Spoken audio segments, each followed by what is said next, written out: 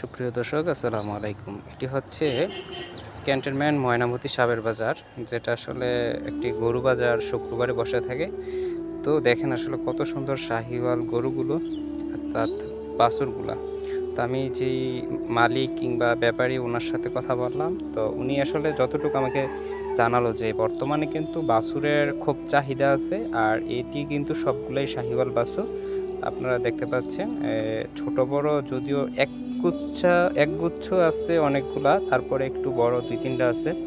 তো ওনার থেকে আসলে মুখ থেকে শুনলাম যে এগুলো আসলে ৪০-৪৫ আ যারা ক্রেতা দাম বলছে, কিন্তু উনি ৫০ এর নিচে এগুলো আসলে বিক্রয় করবেন না। তো এগুলো হচ্ছে পিওর শাহিওয়াল বাছুরগুলা। এগুলা হচ্ছে অর্থাৎ মেল বাছুর, যেগুলা বকনা বাছুর কি।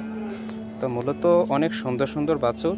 তো আসলে উনার মুখ থেকে শুনলাম যে আসলে বাছুরের চাহিদা কিংবা বাছুরের যে আকাঙ্খা, ক্রেতাদের অনেক চাহিদা অনেক।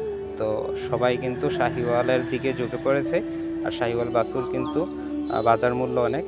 তো আসলে আমি বিক্রেতার সাথে কথা বললাম।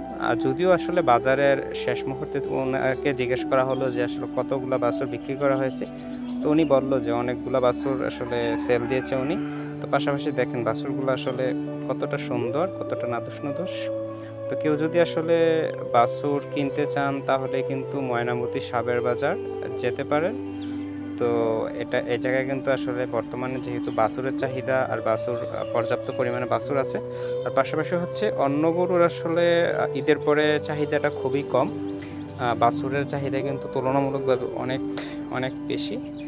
তা বাছুরের প্রতি মানুষ কিন্তু ঝুঁকছে।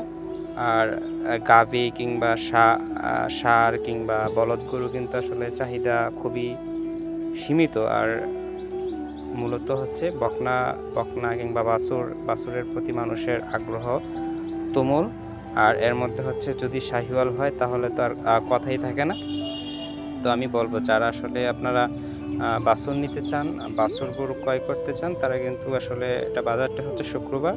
প্রত্যেক শুক্রবার বসে। এটা হচ্ছে ক্যান্টনমেন্টের সাথে ময়নামতি সাবের বাজার। এক নামে আপনারা চিনবেন। তো এখানে আসলে ভালো বাছুর